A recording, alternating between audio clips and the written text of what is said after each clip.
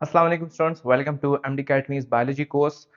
Students, जब मैं आप लोगों को इंट्रोडक्शन की क्लास दे रहा था बायोलॉजिकल मॉलिक्यूल्स की, तो वहाँ पर मैंने आप लोगों को फंडामेंटल बायोलॉजिकल मॉलिक्यूल्स का कॉन्सेप्ट दिया था। Fundamental fundamental biomolecules.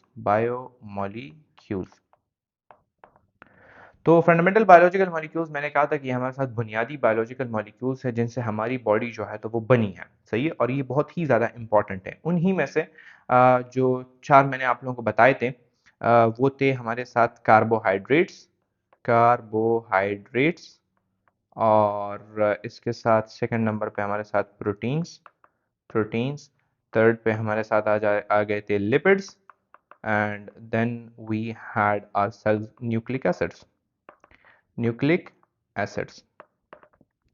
तो अब इन्हीं फंडामेंटल बायोलॉजिकल मॉलिक्यूल्स को हम बारी बारी पढ़ेंगे, लेकिन सबसे पहले इस लेक्चर के अंदर जो हम कवर कर रहे हैं दैट इज कार्बोहाइड्रेट्स।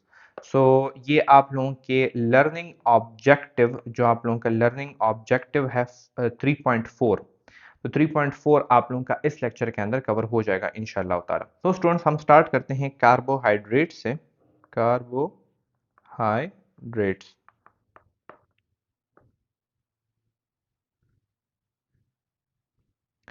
स्टूडेंट्स, इस वर्ड कार्बोहाइड्रेट का क्या मतलब निकलता है? इसका लिटरल मीनिंग है हमारे साथ, मीनिंग क्या बनती है? मीनिंग है हमारे साथ hydrates of carbon, hydrates of carbon, या हाइड्रेटेड कार्बन, हाइड्रेटेड कार्बन। अब कार्बोहाइड्रेट्स को हम हाइड्रेट्स ऑफ कार्बन या हाइड्रेटेड कार्बन क्यों कहते हैं? बेसिकली कार्बोहाइड्रेट्स में हमारे साथ तीन एलिमेंट्स मौजूद होते हैं। कार्बन होता है, हाइड्रोजन होता है और ऑक्सीजन होता है। और ये हाइड्रोजन और ऑक्सीजन की जो रेशो कार्बोहाइड्रेट्स के अंदर पाई जाती है, वही सेम रेशो आप लोगों के पास पाई जाती है वाटर के अंदर। तो ये कार्बोहाइड्रेट्स आप लोगों को इस तरह नजर आएगा कि हमारे साथ कार्बन एटम है और कार्बन एटम के साथ वाटर के मॉलिक्यूल्स एसोसिएटेड है। सही है। तो इस वजह से जिन लोगों ने कार्बोहाइड्रेट्स को डिस्कवर किया था, कार्बोहाइड्रेट्स के बारे में स्टडी कर रहे थे, उन्होंने इसको नाम दिया हाइड्रेट्स ऑफ कार्बन या हाइड्रेटेड कार्बन। तो हम यहां पर लिख लेते हैं कि carbohydrates are composed of what? Composed of, हमारे साथ कार्बन है इसके अंदर, ऑक्सीजन है इसके अंदर और हाइड्रोजन है इसके अंदर, and the ratio of hydrogen and oxygen is the same as found in water। तो इस वजह से, चूंकि इसका रेशो जो कि हमारे साथ है 2:1, कार्बोहाइड्रेट्स में जो वाटर और हाइड्रोजन का रेशो है वो वही उसी सेम है जो कि आप लोगों के पास पाया जाता है वाटर के अंदर, इसलिए कार्बोहाइड्रेट्स को हाइड्रेट्स ऑफ कार्बन कहा जाता है। अब ये तो चलो लेट से हम इसकी बात कर लें कि स्ट्रक्चरली हमें ये हाइड्रेट्स ऑफ कार्बन नजर आते हैं। केमिकली कार्बोहाइड्रेट्स क्या चीज है?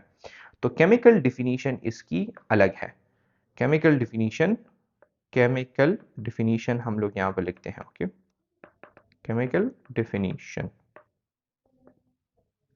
सो केमिकली हम कार्बोहाइड्रेट्स को इस तरीके से डिफाइन करते हैं कि these are actually the organic molecules, क्योंकि कार्बोहाइड्रेट्स हमारे साथ ऑर्गेनिक हैं, organic molecules which are, now this is important, okay, which are polyhydroxy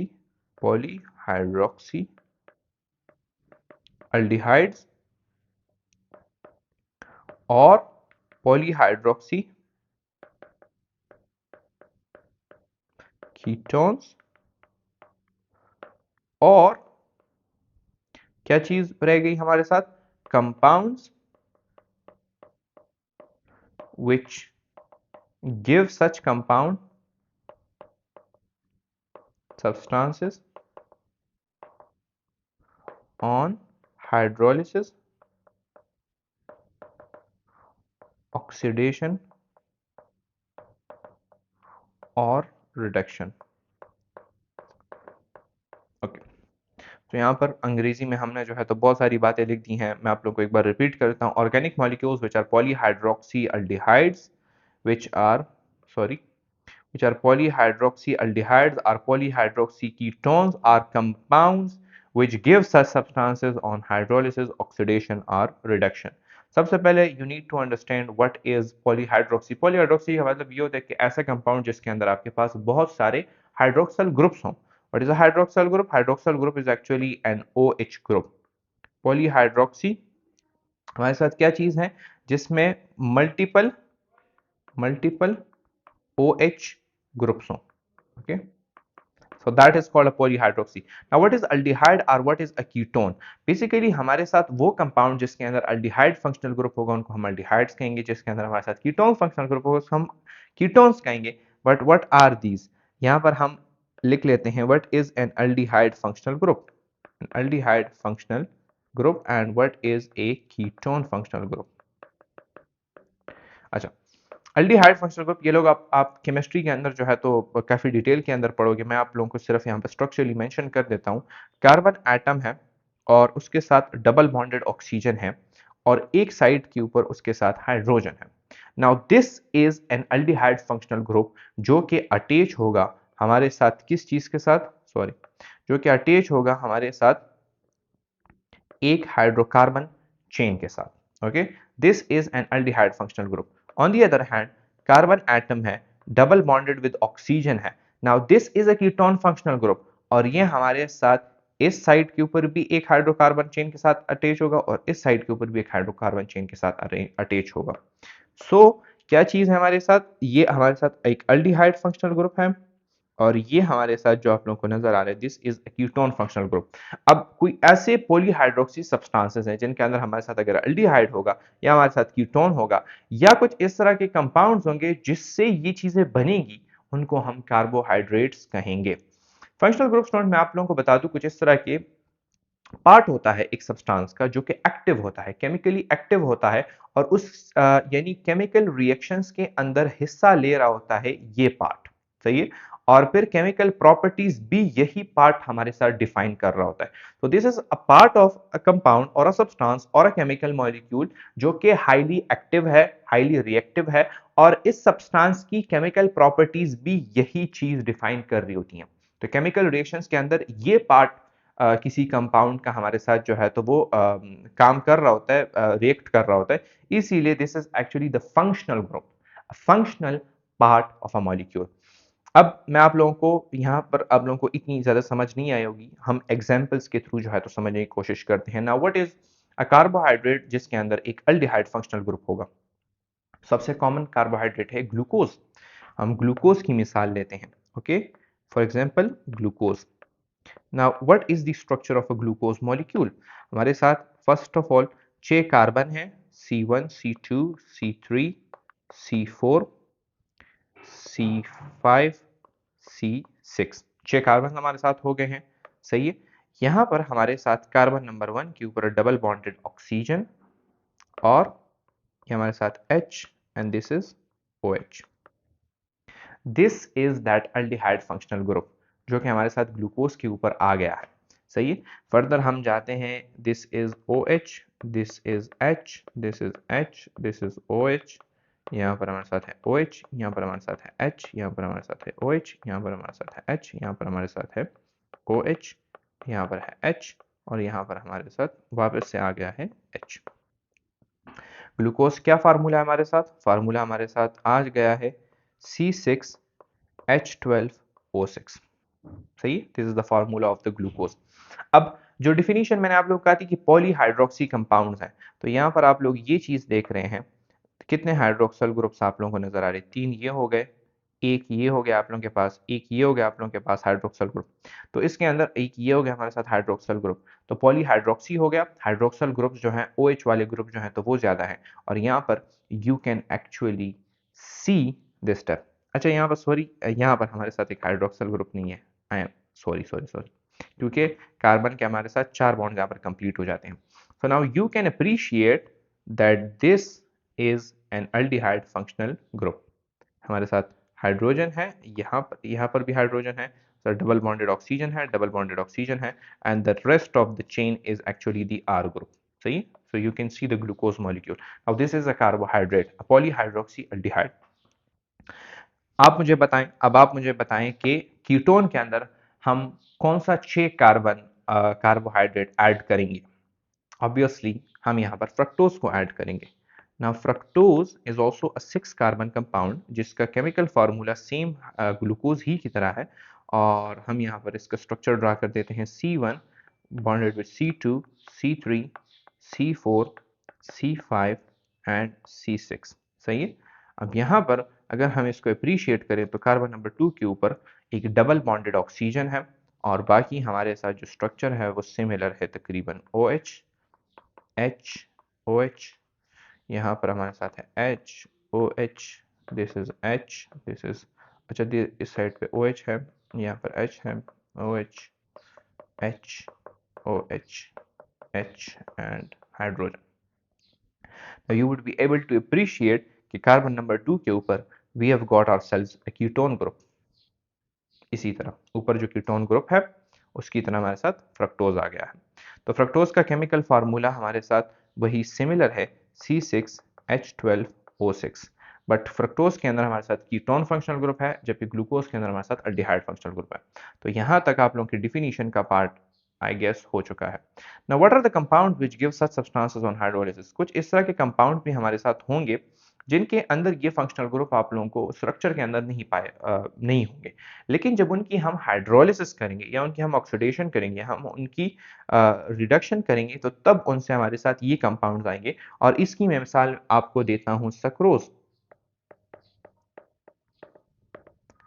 तो व्हाट इज सक्रोज? आप लोग जो घर के अंदर चीनी इस्तेमाल कर रहे होते हो, दैट इज अ सक्रोज। और सक्रोज के अंदर हमारे साथ दो शुगर यूनिट्स होते हैं। सही है। तो कौन कौन से होते हैं मैं आप लोगों को प्रॉपर स्ट्रक्चर तो ड्रा नहीं करूंगा, लेकिन एक हमारे साथ इसमें होता है ग्लूकोज मॉलिक्यूल। सही है। और वो ग्लूकोज मॉलिक्यूल हमारे साथ केमिकली बॉन्डेड होता है ऑक्सीजन के थ्रू, किस चीज के साथ? एक फ्रक्टोज मॉलिक्यूल के साथ। सही।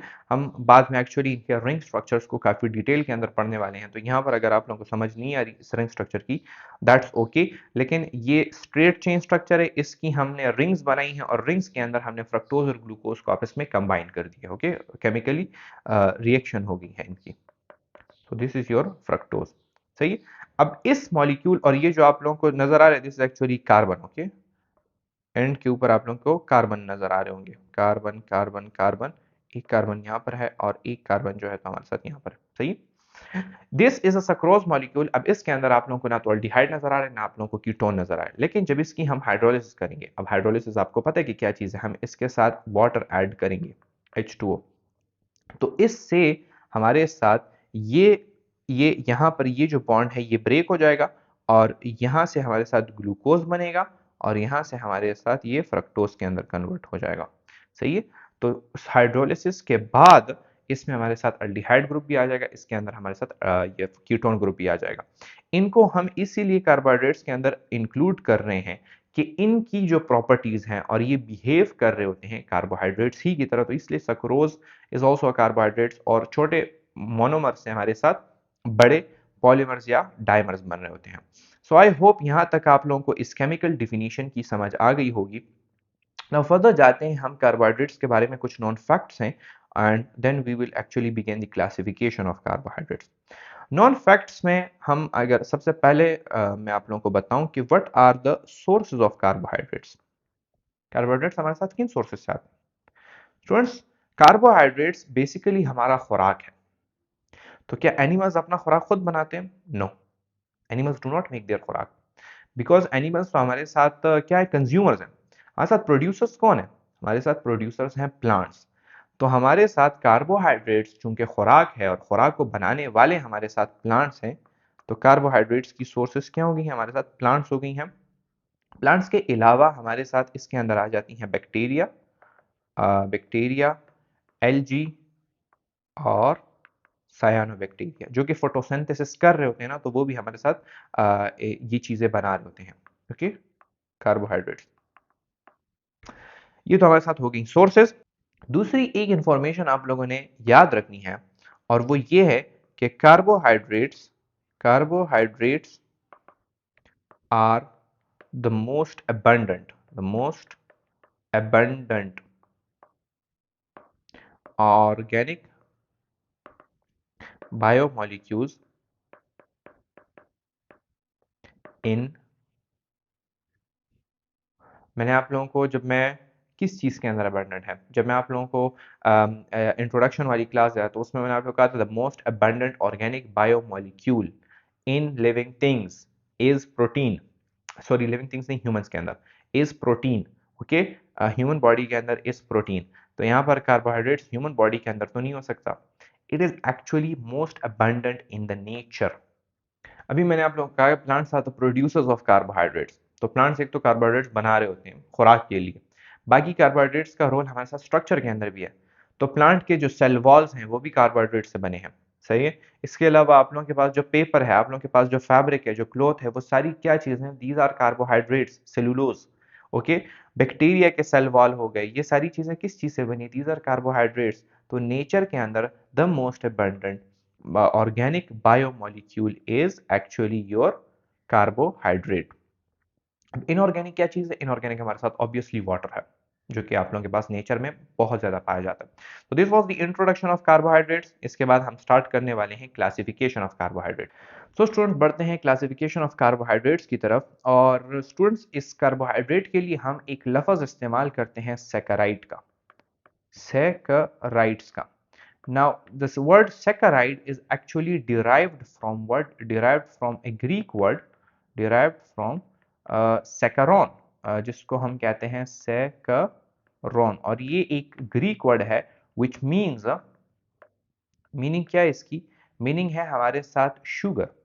It literally means sugar. और शुगर हम कहते हैं कोई सी भी हमारे साथ अगर स्वीट चीज हो उसको हम शुगर का नाम देते हैं। तो बेसिकली कार्बोहाइड्रेट्स, जो फेमिलियर कार्बोहाइड्रेट्स आप नॉर्मल जिंदगी के अंदर हम इस्तेमाल करते हैं डे टू डे लाइफ में, वो हमारे साथ स्वीट इन टेस्ट होते हैं। उनका क्या होता है? चीनी कार्बोहाइड्रेट स्वीट टेस्ट होता है, इसलिए हम इसको सेकराइड्स कहते हैं, सेकरॉन कहते हैं।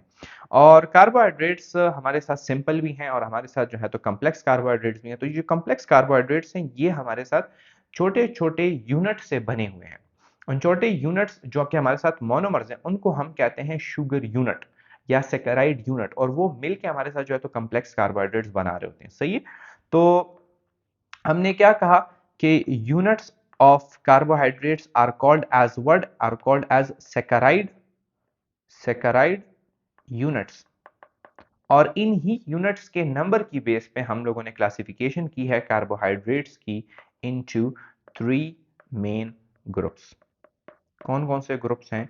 बारी बारी हम लिखते हैं। एक है हमारे साथ मोनोसैकेराइड्स, मोनोसैकेराइड्स। अब इनके अंदर हमारे साथ एक शुगर यूनिट होगा, 1 यूनिट। सही है। दूसरे हमारे साथ ओलिगोसैकेराइड्स, ओलिगोसैकेराइड्स। इनके अंदर हमारे साथ होता है 2 से लेकर 10 तक यूनिट्स होते हैं हमारे साथ। सही है। तीसरे हमारे साथ हैं पॉलीसैकेराइड्स, पॉलीसैकेराइड्स। पॉलीसैकेराइड्स के अंदर हमारे साथ मोर देन 10 यूनिट्स होंगे, more than 10 units.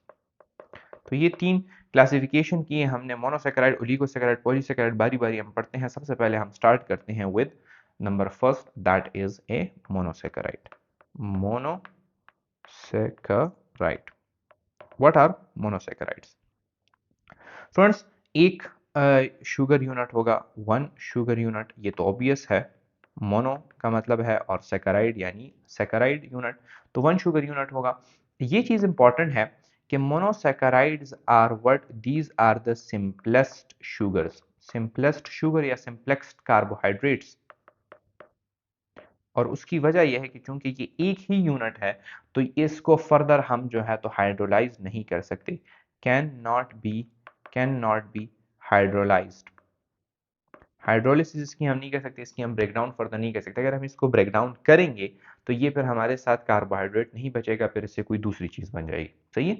Simplest carbohydrate है, स्वीटेस्ट इन टेस्ट है। जितने भी आप लोगों को कार्बोहाइड्रेट्स मिलेंगे उनमें से सबसे जो स्वीट टेस्ट का आपको मिलेगा वो आपको मोनोसैकेराइड ही मिलेगा।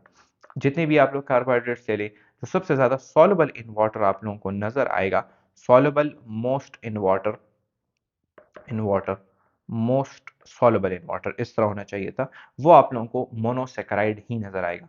अब मोनोसैकेराइड में एक फर्दर चीज आप लोगों ने जरूर याद रखनी है, इसको मैं डिफरेंट कलर से भी लिख देता हूं, that these are actually true sugar, true carbohydrates. मैंने आप लोगों को ऊपर ग्लूकोज और फ्रक्टोज की मैंने आपको मिसाल दी, तो ग्लूकोज और फ्रक्टोज के अंदर आप लोगों को अल्डिहाइड और कीटोन फंक्शनल ग्रुप नज़र आ रहा था, सही है। फिर जब हमने लोगों ने देखा कि हमारे साथ सक्रोज मिला, जब दो शुगर यूनिट्स मिले, तीसरा शुगर यूनिट इसके साथ मिलेगा या चौथा शुगर यूनिट इसके साथ मिलेगा, तो इसके जो फंक्शनल ग्रुप्स हैं वो फिर हमें दिखाई नहीं देंगे, सही, क्योंकि वो रिएक्ट कर लेंगे।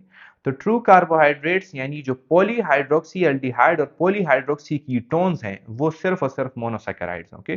तो इस वजह से इसको ट्रू कार्बोहाइड्रेट्स का नाम दिया गया है, because they are true polyhydroxy, these are actually polyhydroxy aldehydes और polyhydroxy ketones, polyhydroxy ketones। तो वो जो पॉलीहाइड्रोक्सी एल्डिहाइड और कीटोन्स है वो यही मोनोसैकेराइड्स ही हैं। अच्छा, इन मोनोसैकेराइड्स के अंदर हमारे साथ कार्बन एटम्स कितने होंगे? तो कार्बन एटम्स इसमें हमारे साथ 3 से लेकर 7 तक कार्बन एटम्स आते हैं, कार्बन एटम्स।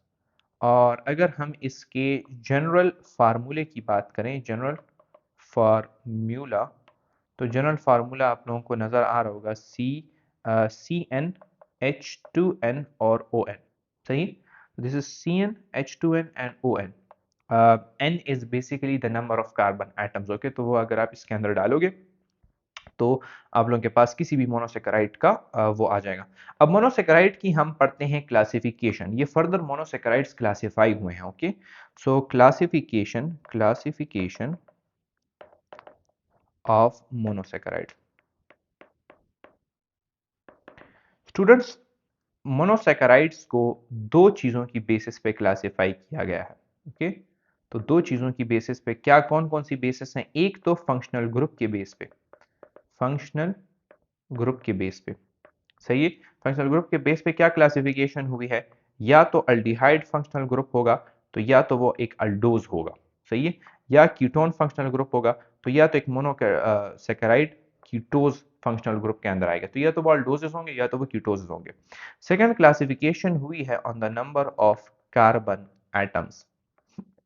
अभी मैंने आप लोगों को कहा कि 3 से लेकर 7 कार्बन एटम्स हैं, तो नंबर ऑफ कार्बन एटम्स पे हमारे साथ कौन कौन से होंगे? अगर 3 है तो फिर हमारे साथ ट्रायोजेस होंगे, हमारे साथ टेट्रोजेस हो सकते हैं, हमारे साथ पेंटोजेस हो सकते हैं, हमारे साथ जो है तो हेक्सोजेस हो सकते हैं, सही है, हमारे साथ हेप्टोजेस हो सकते हैं, सही है। तो ये जाते जाएं 3 4 5 6 और 7 कार्बन एटम्स। तो कितने टाइप्स हैं हमारे अंदर number of carbon atoms? On the number of carbon atoms 5 types हैं हमारे पास, और the number of functional group 2 types हैं हमारे पास। अब हम इनको डिटेल में ज़रा पढ़ते हैं, और इनको समझने के लिए I would like you to draw with me a table. एक टेबल हम जो है तो ड्रॉ करने की कोशिश करते हैं, सही। और इसमें हम लिखते हैं क्लास, कि कौन सी क्लास है हमारे साथ। फिर जो है तो हम फर्दर इसका फार्मूला नोट करने की कोशिश करते हैं, और फिर हम जो है तो लिखते हैं कि अगर ये चीज़ हमारे साथ अल्डोज होगी तो क्या होगी, अगर ये चीज़ हमारे साथ कीटोज होगी तो क्या होगी, और इसका फिर हमारे साथ फंक्शन क्या बनता है, ओके। तो बेयर विद मी, आप लोगों ने ये इसी तरह एक टेबल बना लेना है, इस पर टाइम हमारा लगेगा, बट आप लोगों का फ़ायदा होगा इसमें, सही है।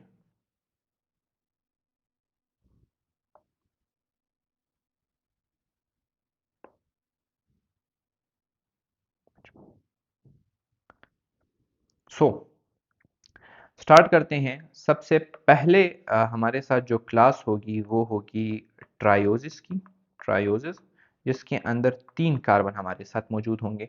फार्मूला इसका हमारे साथ आएगा C3H6O3। यही आप लोगों ने इसको बेसिक जनरल फार्मूले के अंदर n में 3 पुट कर देना, तो आप लोगों के पास ये चीज़ आ जाएगी। अच्छा, अल्डोज अगर ट्रायोज अगर अल्डोज होगा, उसके अंदर एक अल्डिहाइड फंक्शनल ग्रुप होगा, तो उसको हम कहते हैं ग्लाइसरल्डिहाइड, ग्लाइसरल्डिहाइड, सही है। अगर उसके अंदर हमारे साथ एक कीटोज होगा तो उसको हम डाईहाइड्रोक्सी एसीटोन कहते हैं, डाईहाइड्रोक्सी हाइड्रोक्सी एसीटोन, सही है। और इसके फंक्शन क्या है? ये दोनों बेसिकली हमारे साथ इंटरमीडिएट्स हैं इन फोटोसिंथेसिस, इंटरमीडिएट्स हैं इन फोटोसिंथेसिस, फोटोसिंथेसिस। तो यहाँ पर ये चीज़ हमारी कंप्लीट हो गई है।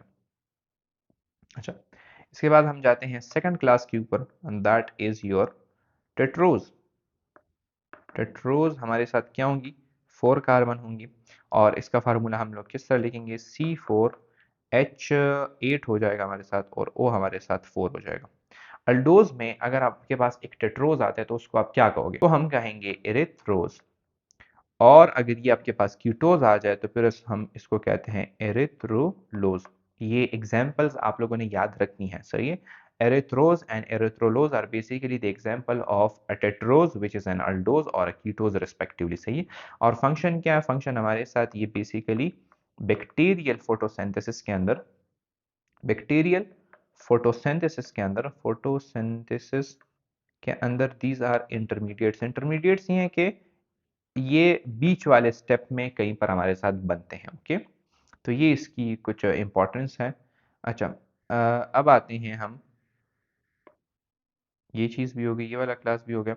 अब आते हैं हम फर्दर क्लास की तरफ, विच इज़ दी पेंटोसिस। अब ये ज़रा इम्पोर्टेंट क्लास है। पेंटोसिस हमारे साथ 5 कार्बन होंगे, इसमें C5 आ सकता है, H10 आ सकता है, और O5 आ सकता है, सही है?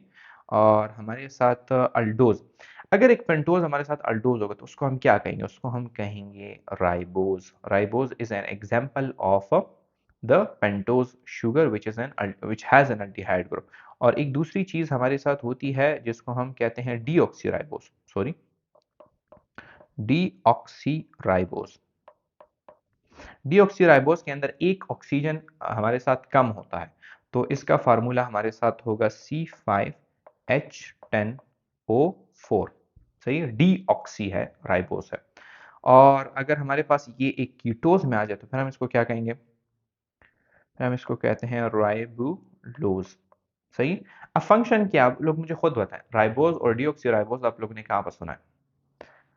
You have heard it in RNA, ribonucleic acid, and you have also heard it in DNA, deoxyribonucleic acid। तो आरएनए के अंदर आपके पास राइबोज शुगर होता है, डीएनए के अंदर आपके पास डीऑक्सीराइबोज होता है। Very important for an MCQ point of view. और जो राइबुलोज है आप लोगों के पास, राइबुलोज भी एक इंटरमीडिएट है, intermediate in photosynthesis, okay? Photosynthesis.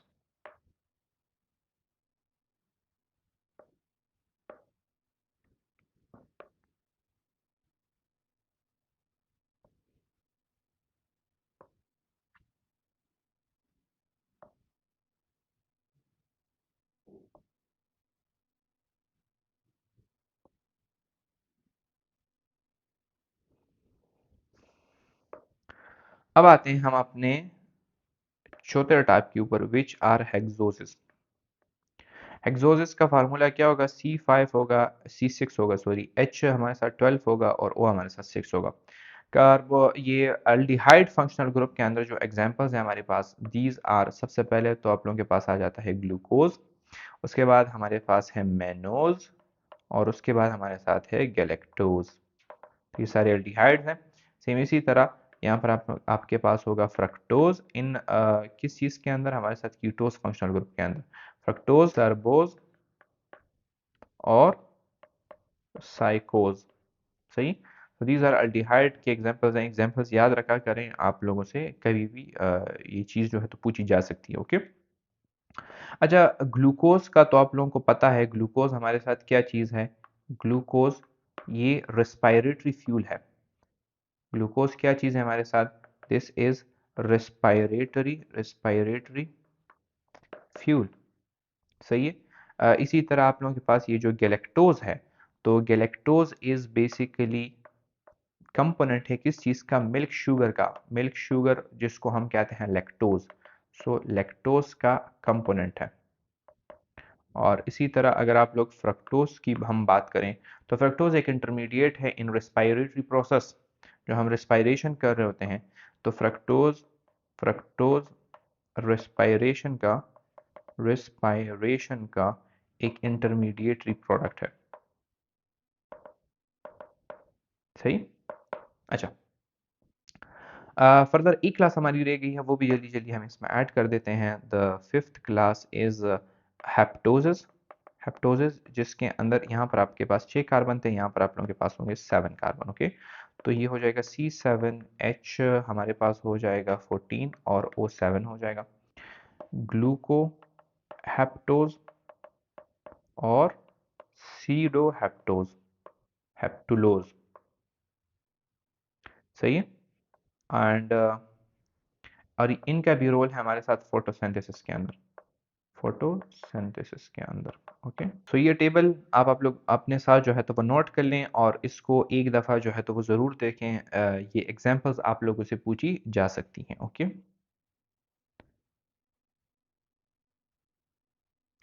अच्छा स्टूडेंट्स, यहाँ पर हमने हेक्सोसिस के अंदर एक चीज लिस्ट की है विच इज द ग्लूकोज। और ग्लूकोज जो है तो this is biologically very very important. तो ग्लूकोज के ऊपर चंद बातें हैं जो आप लोगों ने याद रखनी है। ग्लूकोज क्या हमारे साथ एक अल्डोज, अल्डोज शुगर है और कितना है 6 कार्बन कंपाउंड है। And this is the most important, the most important monosaccharide. इसका फंक्शन क्या है? This is actually a respiratory fuel. हमारा जो खुराक है जिससे हम एनर्जी तवानाई हासिल कर रहे होते हैं, that is glucose, respiratory fuel. It is our respiratory fuel, respiratory fuel, respiratory fuel यानी जिससे हम तवानाई हासिल करते हैं। Okay, fuel. और ग्लूकोज कौन बना रहे होते हैं? ग्लूकोज हमारे साथ प्लांट्स बना रहे होते हैं in the process of photosynthesis. Production कहाँ पर होती है? Produced in photosynthesis, produce through photosynthesis, photosynthesis. लोगों को पता है फोटोसिंथेसिस के अंदर क्या होता है। हमारे साथ जो है तो वो 6 कार्बन डाइऑक्साइड मॉलिक्यूल्स के साथ आप लोगों ने 6H2O मॉलिक्यूल मिलाया। ये बन गए हमारे साथ किस चीज़ में? C6H12O6 glucose plus 6O2 6H2O। अच्छा, ये हमारे साथ 12H2O है, सही। और यानी कार्बन डाइऑक्साइड और वाटर हमारे साथ मिलता है और कौन इसकी एनर्जी प्रोवाइड कर रहा होता है? यहाँ पर हमारे साथ सनलाइट की एनर्जी लग रही होती है, सनलाइट की। सनलाइट एनर्जी जो है तो वो इसके ऊपर हम लगाते हैं और उसकी वजह से कार्बन डाइऑक्साइड और हाइड्रोजन से हम ग्लूकोज मॉलिक्यूल बना रहे होते हैं। कहते हैं कि 10 ग्राम ग्लूकोज की प्रोडक्शन के लिए, ग्लूकोज प्रोडक्शन के लिए you need 717.6 kilo calories of energy. तो ये तमाम एनर्जी क्या है? ग्लूकोज मॉलिक्यूल के अंदर स्टोर हो चुकी है। ये एनर्जी हमारे साथ ग्लूकोज मॉलिक्यूल के अंदर स्टोर हो चुकी है और जब हम इसकी फिर ब्रेक डाउन करेंगे तो ये एनर्जी हम हासिल कर लेते हैं। तो glucose is your respiratory fuel. Further इसमें एक बात वर्थ नोटिंग है और वो ये है कि आवर ब्लड कंटेन 0.08% ग्लूकोज। हमारे ब्लड के अंदर 0.08% ग्लूकोज कंसंट्रेशन होती है और ये नॉर्मल है। इससे अगर ज़्यादा होगी तो फिर हम उसको वो कहते हैं डायबिटीज़ कहते हैं। इससे अगर कम हो गई तो फिर भी हमारे लिए मसले बन सकते हैं। ब्रेन को जो है तो कांस्टेंट सप्लाई चाहिए होती है ग्लूकोज की, और अगर वो चीज़ कम हो गई है तो फिर हम बेहोश हो जाते हैं, सही है। So that was about glucose. अच्छा स्टूडेंट्स, इसके बाद बात करते हैं रिंग स्ट्रक्चर के ऊपर, रिंग स्ट्रक्चर के ऊपर। स्टूडेंट्स, होता ऐसा है कि हमारे साथ जो ये मोनोसेकेराइड्स हैं ये सॉलिड फॉर्म के अंदर आपको स्ट्रेट चेन्स में मिलेंगे, सही है, स्ट्रेट चेन्स में मिलेंगे। लेकिन जैसे ही आप इनमें से जो हमारे साथ पेंटोजेस हैं, जो 5 कार्बन वाले हैं, और जो हेक्सोजेस हैं, उनको जब आप पानी के अंदर डालोगे तो ये जो स्ट्रेट चेन होता है ये हमारे साथ सर्कुलर रिंग बना लेता है। तो ये एक फिनोमिना है जिसको हमने पढ़ना है। कौन कौन से हैं हमारे साथ? नॉर्मली क्रिस्टलाइन फॉर्म के अंदर, क्रिस्टलाइन, क्रिस्टलाइन का मतलब ये होता है कि जो सॉलिड फॉर्म है, सॉलिड फॉर्म के अंदर monosaccharides are in, monosaccharides are in straight chain, straight chain structures. But जब इनको हम एक्वस मीडियम के अंदर डाल देते हैं, but when added into water, तो सारे नहीं, सिर्फ और सिर्फ जो हमारे साथ पेंटोजेस हैं, पेंटोजेस एंड जो हेक्सोजेस हैं, हेक्सोजेस, वो कन्वर्ट हो जाते हैं, they form ring like structure, ring structure. अब वो रिंग स्ट्रक्चर किस तरह बनाते हैं, उसके लिए हम एक एग्जांपल ले लेते हैं राइबोज शुगर की। ओके, सो यहाँ पर इफ यू कुड अप्रिशिएट, मैं यहाँ पर ड्रा कर देता हूँ ribose sugar, C1, C2, C3, C4 and C5। Ribose sugar के अंदर कितने कार्बन होंगे, 5 कार्बन होंगे, सही है। यहाँ पर आप लोगों का जो अल्डिहाइड फंक्शनल ग्रुप है वो आ गया है, यहाँ पर OH, यहाँ पर H, यहाँ पर OH, यहाँ पर H, यहाँ पर OH, यहाँ पर H, यहाँ पर OH, यहाँ पर भी H होता। अच्छा, इसके बीच में हमारे साथ बॉन्ड्स हैं, ओके, कार्बन के बीच में हमारे साथ बॉन्ड्स हैं, और यहाँ पर हमारे साथ एक H है। स्टूडेंट्स, होता ऐसा है कि जो सेकंड लास्ट कार्बन है, second last carbon which is carbon number 4, इसके ऊपर ये जो ऑक्सीजन है इसके पास 2 लोन पेयर्स मौजूद हैं, सही है। और यहाँ पर जो आप लोग इस कार्बन नंबर 1 को देख लो, कार्बन नंबर 1 को एनोमेरिक कार्बन कहा जाता है। Okay, so this is called an anomeric carbon, anomeric carbon.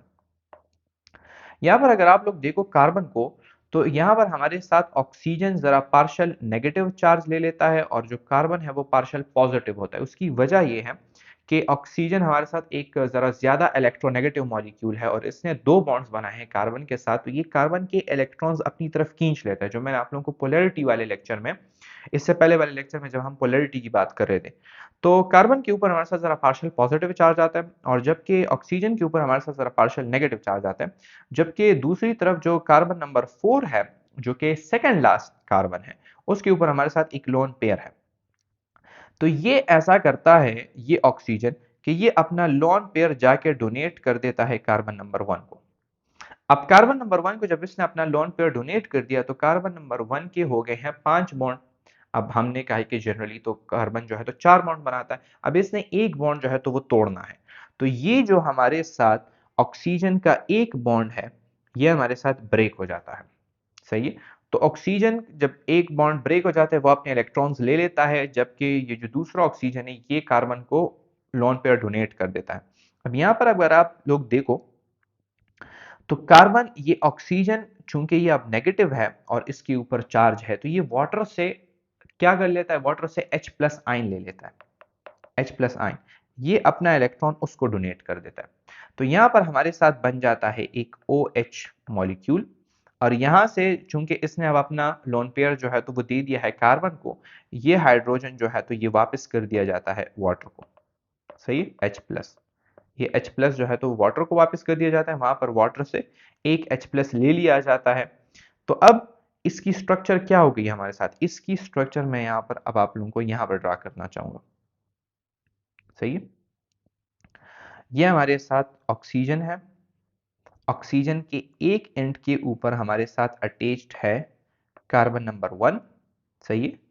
और बाकी हमारे साथ यहाँ पर होगा कार्बन नंबर 2, यहाँ पर हमारे साथ होगा कार्बन नंबर 3, यहाँ पर हमारे साथ होगा कार्बन नंबर 4, और ऑक्सीजन के साथ दूसरी तरफ क्या चीज अटैच है, कार्बन नंबर 4।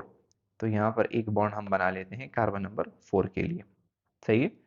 और ये बीच में भी आपस में बॉन्डेड है। तो वो जो आप लोगों को एक स्ट्रेट स्ट्रक्चर नजर आ रहा था वो अब बाउंड हो गया है ऑक्सीजन के इर्द गिर्द। ऑक्सीजन ने एक जो है तो कार्बन नंबर 1 के साथ बनाया है और एक जो है तो कार्बन नंबर 4 के साथ बॉन्ड बनाया है। और बाकी की चीजें आप लोगों ने इस तरह याद रखनी है कि जो राइट साइड पे जो चीजें होंगी वो आपने नीचे लिखनी है। तो OH चूंकि राइट साइड के ऊपर है तो हम इसको OH, सही है, और यहाँ पर हम H लिख लेते हैं, यहाँ पर हम OH लिख लेते हैं, यहाँ पर हम H लिख लेते हैं, यहाँ पर OH आ जाएगा, यहाँ पर H आ जाएगा। फिर नंबर 4 के ऊपर यहाँ पर हमारे साथ हो जाएगा CH2OH और यहाँ पर ये H। So now this is जो आप लोगों का स्ट्रेट चेन स्ट्रक्चर था वो चेंज हो गया है into ring structure. Straight chain वाले स्ट्रक्चर को हम कहते हैं फिशर्स प्रोजेक्शन, फिशर्स प्रोजेक्शन। और इस जो वो है राउंडेड स्ट्रक्चर है, इसको हम कहते हैं hovers projection, hovers projection. Same इसी तरह अगर आप लोग ग्लूकोज को कंसिडर करोगे तो ग्लूकोज भी हमारे साथ जो है तो वो यही स्ट्रक्चर बनाएगा। कंसिडर कर लेते हैं हम ग्लूकोज के लिए भी C1, C2, C3, C4, C5 and C6। Okay, अब यहाँ पर इनके बीच में आप लोगों के पास बॉन्ड्स हैं और कार्बन नंबर 1 पे जो है तो ये चीज़ बनी हुई है OH and H, H, OH, OH, H, OH, H, OH, H और ये हो गया H। तो this is your Fisher's projection of glucose, Fisher's projection of, और चीज़ क्या है हमारे साथ, चीज़ हमारे साथ बेसिकली है ये ग्लूकोज। वही सेम फिनोमिना कि यहाँ पर हमारे साथ ऑक्सीजन जो है तो अपना एक लोन पेयर डोनेट कर देता है to carbon number 1। Carbon number 1 यहाँ से जो है तो ऑक्सीजन का एक बॉन्ड ब्रेक हो जाता है, वाटर से हमारे साथ जो H प्लस आइन होता है ये अपना इलेक्ट्रॉन जो है तो इसको दे देता है, तो वो उसके साथ एक बॉन्ड बना लेता है और यहाँ पर ये जो है तो ये रिटर्न कर दिया जाता है टू वाटर। सही है। तो अब इसको हम देखते हैं कि इसको हम किस तरह डिनोट करेंगे। ये हमारे पास बेसिकली आ गया है अपना ऑक्सीजन, यहाँ पर हमारे साथ आ गया है C1, यहाँ पर हमारे साथ आ गया है C2, ये हो गया हमारे साथ C3, ये हो गई हमारी C4 और यहाँ पर हो गया हमारा C5। C5 बेसिकली जो कार्बन नंबर 1 है, जो एनोमेरिक कार्बन है, उसने खामखा बॉन्ड बनाना होगा सेकंड लास्ट कार्बन के साथ, ये आपने नोट करना है। हेक्सोसिस के केस में C5 होगा, पेंटोसिस के केस में C4 होगा। सही है।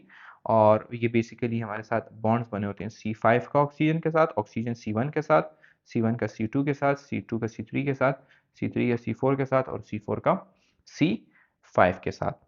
अब कार्बन के ऊपर यहाँ पर हमारे साथ H है, यहाँ पर हमारे साथ OH है, यहाँ पर हमारे साथ जो है तो वो H है, यहाँ पर हमारे साथ OH है, there is your OH, there is your H, और यहाँ पर हमारे साथ है H, यहाँ पर हमारे साथ है OH, और C5 के ऊपर यहाँ पर हमारे साथ आप लोगों ने रखना है, ये नहीं है। सही, ये हो गया हमारे साथ CH2OH और ये हमारे साथ हो गई है H। अब चूंकि हम लोग बायोलॉजी पढ़ रहे हैं तो आप लोगों ने स्ट्रक्चर्स के ऊपर आप लोगों को रट्टा लगाने की जरूरत नहीं है। आप लोगों ने सिर्फ कॉन्सेप्ट को समझना है कि किस तरह कार्बन नंबर 1 और कार्बन नंबर 5 एक दूसरे के अंदर एक साथ जो है तो वो बॉन्ड बना रहे हैं। सही है। तो अगर आप लोगों से MCQ में स्ट्रक्चर नहीं पूछा जाएगा और आप लोगों से ये चीज़ भी नहीं पूछी जाएगी कि OH ऊपर है, H नीचे है, ये और कार्बन के ऊपर, बाद में हम आएंगे और हम आइसोमेरिज्म पढ़ेंगे, उस वक्त मैं आपको बताऊंगा कि कौन सी चीज़ किधर होनी चाहिए। लेकिन इस वक्त आप लोगों ने सिर्फ इस चीज़ को अंडरस्टैंड करने के किस तरह कार्बन नंबर 1 और कार्बन नंबर 5 एक दूसरे के साथ बॉन्ड्स बना रहे हैं। सही है। स्ट्रक्चर आप लोगों से MCQ में नहीं पूछे जाने वाला, लेकिन अगर आप लोग समझ लें तो बेहतर है। सही है। तो this is your hovers projection, this is your hovers projection, hovers projection for what, for glucose. तो बेसिकली रिंग स्ट्रक्चर मैंने आप लोगों को बता दिया है, और पानी के अंदर जब आप इसको डालोगे तो फिर ये हमारे साथ रिंग स्ट्रक्चर ले लेता है, और ये रिंग स्ट्रक्चर बेसिकली इसकी सॉल्युबिलिटी को इन्हेंस करता है।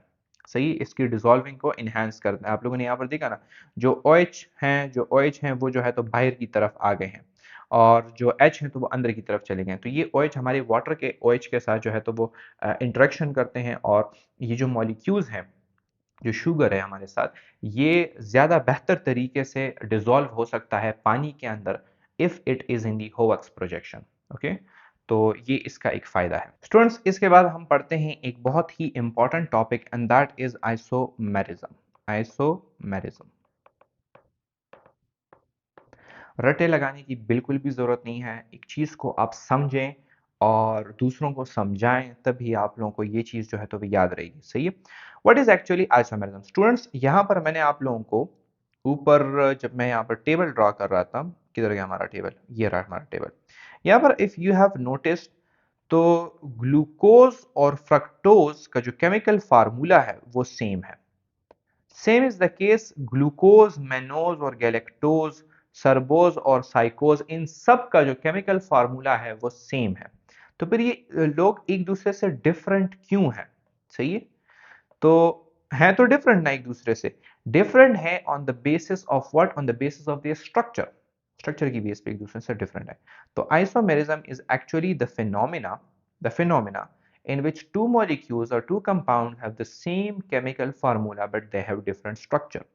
सही है, तो isomerism formula same formula but different structures.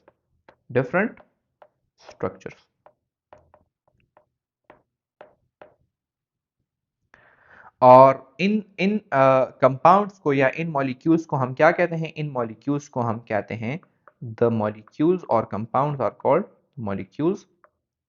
Called isomers. Isomers, okay, isomers. Friends, isomerism की हमारे साथ दो टाइप्स हैं बेसिकली। सही है, आइसोमेरिज्म की अगर हम आप लोगों को मिसाल दें, isomerism, so I have two types of isomerism. Number one, you have the structural isomerism. Structural isomerism. And second, you have the stereoisomerism.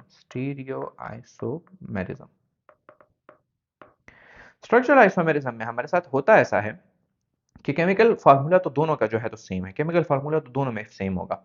Structural isomerism में ऐसा होता है कि जो एटम्स हमारे साथ हैं उन एटम्स के बॉन्ड्स जो हैं तो वो डिफरेंट होते हैं। यानी एक कंपाउंड के अंदर वही सेम एटम्स होंगे लेकिन वो डिफरेंट तरीके से बॉन्डेड होंगे, और दूसरे मॉलिक्यूल के अंदर वही सेम एटम्स होंगे लेकिन वो डिफरेंट तरीके से बॉन्डेड होंगे। इसकी मिसाल मैंने आप लोगों को फ्रक्टोज और ग्लूकोज की दी थी, जो हम सबसे ऊपर जो है तो वो पढ़ चुके हैं। सबसे ऊपर यहां पर ये देखें, ग्लूकोज और फ्रक्टोज। अब ग्लूकोज और फ्रक्टोज के हमारे साथ जो केमिकल फार्मूला है वो सिमिलर है, लेकिन यहां पर कार्बन नंबर 2 ऑक्सीजन जो है तो वो कार्बन नंबर 2 के साथ बॉन्डेड है और डबल बॉन्ड्स बनाए हैं, जबकि ग्लूकोज के केस में ऑक्सीजन बॉन्डेड है विद कार्बन नंबर 1 और एक एल्डिहाइड फंक्शनल ग्रुप हमारे साथ बना हुआ है। तो इस ही को हम क्या कहते हैं? इस ही को हम कहते हैं स्ट्रक्चरल आइसोमेरिज्म, और ये एक दूसरे के स्ट्रक्चरल आइसोमर्स हैं। सही, एक दूसरे के स्ट्रक्चरल आइसोमर्स हैं। तो क्या चीज डिफरेंट होगी हमारे साथ? Molecules differ by the bonding arrangement of atoms. और यहां पर जो हमने अभी जो क्लास पढ़ी है और जो आप लोगों ने याद रखनी है, that is the functional group isomerism. Functional group isomerism ये एक टाइप है स्ट्रक्चरल आइसोमेरिज्म की। और कौन कौन से हैं इसमें? एग्जांपल आ जाती है अल्डो कीटो आइसोमेरिज्म, जो मैंने आप लोगों को अभी अल्डिहाइड और कीटोन के फंक्शनल ग्रुप का कहा। तो यहाँ तक हमारा स्ट्रक्चरल आइसोमेरिज्म के साथ काम खत्म हो चुका है। इसकी फर्दर और भी क्लासेस आती हैं लेकिन वो आप लोगों के लिए इंपॉर्टेंट नहीं है। आ जाते हैं स्टीरियो आइसोमेरिज्म के ऊपर। स्टूडेंट्स, अगर मॉलिक्यूल्स हमारे साथ, एक मॉलिक्यूल है, दो मॉलिक्यूल्स हैं और उनके अंदर एटम्स भी सेम बॉन्डिंग अरेंजमेंट है दोनों की, लेकिन फिर भी उनको हमने दो डिफरेंट क्लासेस के अंदर डिवाइड किया, दो डिफरेंट मॉलिक्यूल्स हैं, वो किस बेसिस के ऊपर? उनके स्पेशल अरेंजमेंट की बेसिस पर। स्पेशल अरेंजमेंट से मेरा ये मुराद है कि लेट्स से हम कहते हैं एक मॉलिक्यूल के अंदर ये दोनों चीजें मौजूद हैं, सही है, और ये दो चीजें इस ही पोजीशन के ऊपर बॉन्डेड है, इस ही पोजीशन के ऊपर बॉन्डेड है, लेकिन एक मॉलिक्यूल के अंदर बॉन्डिंग स्पेशल अरेंजमेंट एसी है और दूसरे मॉलिक्यूल के अंदर स्पेशल अरेंजमेंट एसी है। सही है, एक के अंदर cap was on the right side, दूसरे के अंदर the cap is on the left side.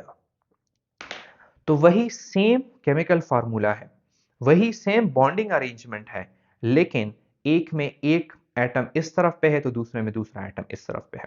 इसको हम कहते हैं स्टीरियो आइसोमेरिज्म के molecules differ by molecules differ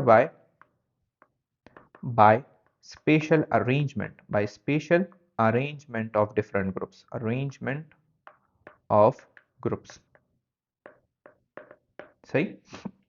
स्टीरियोइसोमेरिज्म की कौन कौन सी टाइप्स हम यहाँ पर पढ़ेंगे? सबसे पहली टाइप जो हम पढ़ेंगे दैट इज एनेंटियोमर्स। एनेंटियोमर्स क्या होती हैं? और सेकंड जो हम पढ़ेंगे दैट इज के हमारे साथ डायस्टीरोमर्स। डायस्टीरोमर्स। सो स्टार्ट करते हैं विद एनेंटियोमर्स और डायस्टीरोमर्स। यहाँ पर मैं आप लोगों को लिख देता हूँ कि what are enantiomers. Enantiomers enantiomers student basically हमारे साथ दो मॉलिक्यूल्स होते हैं which are non-superimposable mirror images of each other. Enantiomers are molecules that are non-superimposable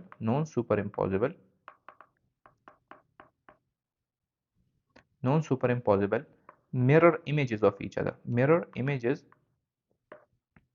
of each other. क्या मिसाल बनती है?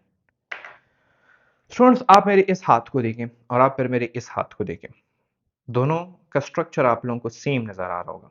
सही है, दोनों का स्ट्रक्चर आप लोगों को सेम नजर आ रहा होगा। ये हाथ और ये हाथ एक दूसरे की मिरर इमेजेस हैं।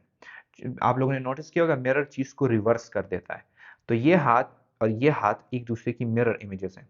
बट क्या मैं इनको एक दूसरे के ऊपर सुपर इम्पोज कर सकता हूँ? नहीं। तब मेरा इस साइड पे आ रहा है जिस साइड पे इस दूसरे हैंड का की पिंकी फिंगर आ रही है, और यहाँ पर मेरे साथ इस हैंड की पिंकी फिंगर आ रही है जबकि इस हैंड की मेरे पास थंब आ रही है। तो these are not super impossible on each other. तो सेम केमिकल फार्मूला है, सेम एटम्स हैं, सेम तरीके से जो है तो बॉन्डेड हैं। एक में तंब इस साइड के ऊपर है, पिंकी उस साइड के ऊपर है, इसमें तंब इस साइड है, पिंकी उस साइड के ऊपर है, एक दूसरे के ऊपर सुपर इम्पोज नहीं हो सकते। इनको हम कहेंगे एनेंटियोमर्स। तो इनर्शियोमर्स की मैं आप लोगों को मिसाल दूंगा। एग्जाम्पल है हमारे साथ, एग्जाम्पल है, example of enantiomers is D and L glucose. D and L glucose एक दूसरे के इनर्शियोमर्स हैं। किस तरीके से देखते हैं, आइए देखते हैं। एक हमारे साथ carbon 1, carbon 2, carbon 3, carbon 4, carbon 5, carbon 6। एक तो मैंने ग्लूकोज इतनी बार ड्रा कर दी है, सही। और यहाँ पर आप लोगों के पास H है, H है, और सॉरी ये जो है तो OH है, ये हमारे साथ H है, this is the H, this is the OH, this is the OH, यहाँ पर है हमारे साथ H, OH, H, OH, H और H। अब अगर इसी इसी ग्लूकोज का, इसको हम कहते हैं D glucose. See, this is your D glucose. इसी ग्लूकोज का अगर हम एक एनेंटियोमर बनाएंगे तो क्या करेंगे? इसको हम रिवर्स करेंगे कि नहीं करेंगे? तो इसको हम जब रिवर्स करेंगे तो क्या चीज हमारे साथ बनेगी? C1, C2, C3, C4, C5, C6। Reverse किस तरीके से करेंगे? इसमें ऑक्सीजन लेफ्ट साइड के ऊपर था, राइट साइड के ऊपर था, इसमें हम इसको लेफ्ट साइड के ऊपर ले आते हैं। सही है। यहाँ पर हमारे साथ होगा H और यहाँ पर हमारे साथ हो जाएगा HOH। OH was on the right side, OH now is on the left side। इसमें OH was on the left side, इसमें OH होगा हमारे साथ right side में। सही है। इसमें हमारे साथ OH was on the left side, यहाँ पर होगा हमारे साथ OH on the right side, OH on the right side, OH on the right side, और H on the left, right side, and H on the right side, और यहाँ पर हमारे साथ होगा H। तो क्या है हमने क्या किया? वही स्पेशल अरेंजमेंट थी, हमने उनको रिवर्स कर दिया। तो इसको हम कहते हैं एल ग्लूकोज। एल ग्लूकोज मतलब है लेफ्ट हैंडेड ग्लूकोज, यानी जो चीजें राइट के ऊपर थी तो उसको हमने राइट हैंडेड ग्लूकोज का नाम दिया। जब उनको हमने लेफ्ट के ऊपर ले आए तो फिर हमने इसको एल ग्लूकोज का, बेसिकली ये नेम हमने निकाला है 5th नंबर कार्बन की वजह से। जो सेकंड लास्ट कार्बन है उसकी वजह से हम इसको एल और डी कहते हैं। 5th नंबर कार्बन के ऊपर आप लोगों ने गौर करना है। जब भी आप लोगों ने आइडेंटिफाई करना है कि ये जो ग्लूकोज को मैं देख रहा हूं दिस इज डी ग्लूकोज और this is L glucose, you have to look at carbon number 5। अगर कार्बन नंबर 5 के ऊपर OH is on the right side, then that glucose is your D glucose। D glucose मतलब right handed glucose। The word D is derived from dextro, dextro का मतलब ही होता है right। Okay, अच्छा, if you look at a glucose molecule और उसके अंदर carbon number 5 के ऊपर if OH was on the left side and that glucose my friend is an L glucose. सही है? So D glucose हम कहते हैं कि OH on carbon 5 is right side. सही है? और L glucose में OH on carbon 5 is on the left side. So these are enantiomers और ये एक दूसरे के ऊपर सुपर इम्पोज नहीं हो सकती. Okay, these were enantiomers. Second हम आते हैं सेकंड टाइप के ऊपर जो of stereoisomers which was diastereomers. Diastereomers, तो डाइस्टीरोमर्स में हमारे साथ मिरर इमेजेस नहीं होते एक दूसरे के, यानी यहाँ पर हमारे साथ पूरा का पूरा इमेज ही, पूरा का पूरा मॉलिक्यूल ही आपने रिवर्स कर दिया. इसमें हमारे साथ जो मॉलिक्यूल्स होते हैं वो किसी खास कार्बन एटम के ऊपर सिर्फ एक दूसरे से डिफर कर रहे होते हैं. पूरा का पूरा स्ट्रक्चर रिवर्स नहीं हुआ होता, एक खास कार्बन एटम जो है तो वो रिवर्स हो चुका होता है, उसको हम डाइस्टीरोमर्स कहते हैं. डाइस्टीरोमर्स में सबसे पहले हम पढ़ते हैं एनोमर्स. एनोमर्स, एनोमर्स किस कार्बन एटम के ऊपर डिफर करते हैं? Differs, molecules differ on anomeric carbon. Which one is the anomeric carbon? Carbon number 1, जिसके ऊपर आप लोगों का अल्डिहाइड या कीटोन फंक्शनल ग्रुप होगा, that is the anomeric carbon. Anomeric carbon उसके ऊपर जब डिफर करेंगे उसको हम डाइस्टीरोमर्स कहेंगे. क्या मिसाल देंगे इसकी हम? मिसाल हम इसकी इस तरह देंगे कि लेट्स से दिस इज जो रिंग स्ट्रक्चर. अच्छा, एनोमर्स आपके पास रिंग स्ट्रक्चर के अंदर पाए जाते हैं, फिशर प्रोजेक्शन के अंदर आप लोगों के पास पाए नहीं जाते. Okay, so this is carbon. अच्छा, अगर इस कार्बन का OH हमारे साथ नीचे है और H हमारे साथ ऊपर है, इसको हम कहते हैं अल्फा ग्लूकोज. और अगर हम एक ऑक्सीजन की हम होवर्स प्रोजेक्शन बनाते हैं और वहां पर अगर हमारे साथ OH ऊपर हो गया और H हमारे साथ नीचे हो गया, फिर हम इसको जो है तो बीटा प्रोजेक्शन, बीटा ग्लूकोज कहेंगे. Beta glucose. अच्छा, अब इसको याद रखने का तरीका क्या है कि बीटा ग्लूकोज कौन सा है, अल्फा ग्लूकोज कौन सा है? तो स्टूडेंट्स, आप लोगों ने बीटा का नाम जो है तो याद रखना है, the word B for bird, beta for bird. The word beta for bird, ये एक नेमोनिक है. Okay, mnemonic to remember. The word beta for bird. So what does a bird do? The bird flies. Bird flies. Flies upward. तो OH अगर ऊपर होगा, that one is your beta glucose. Okay? And OH अगर नीचे होगा तो obviously जो दूसरी चीज होगी उसको हम फिर अल्फा ग्लूकोज कहेंगे. एनोमर है. अच्छा, इसमें फिर हमारे पास सेकंड एक चीज आ जाती है जिसको हम कहते हैं एपीमर्स. अगर एनोमेरिक कार्बन के अलावा, कार्बन नंबर 5 के अलावा किसी भी कार्बन एटम की पोजीशन आप लोगों को रिवर्स नजर आई, की ओरिएंटेशन आप लोगों को रिवर्स नजर आई, वो दो मॉलिक्यूल्स एक दूसरे के एपीमर्स हैं. सही है? तो molecules differing from each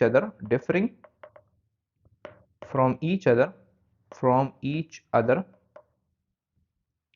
based on orientation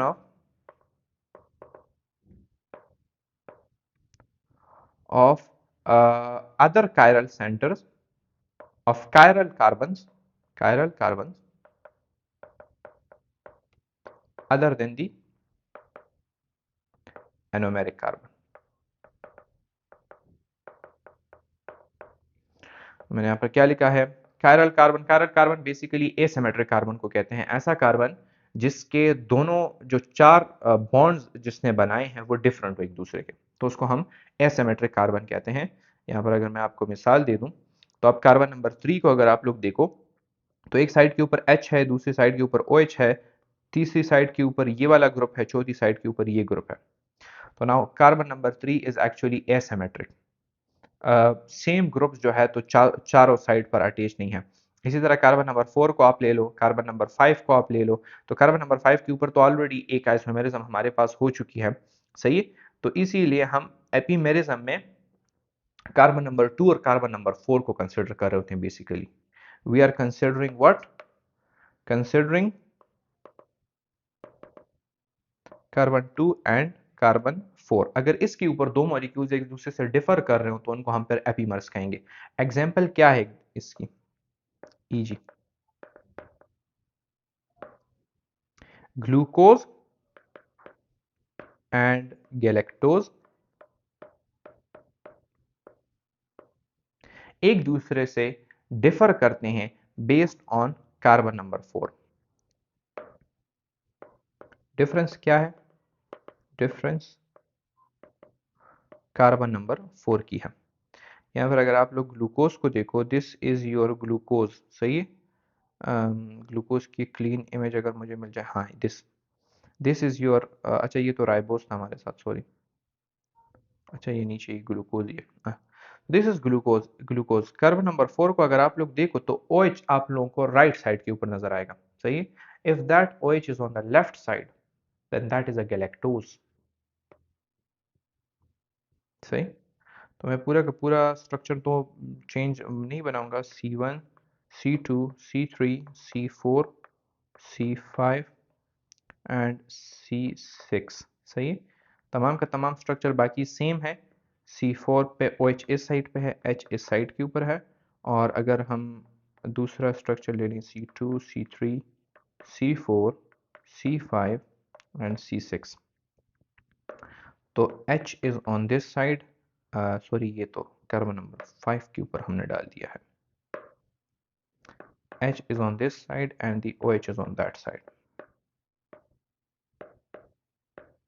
This is a galactose and this one is a glucose.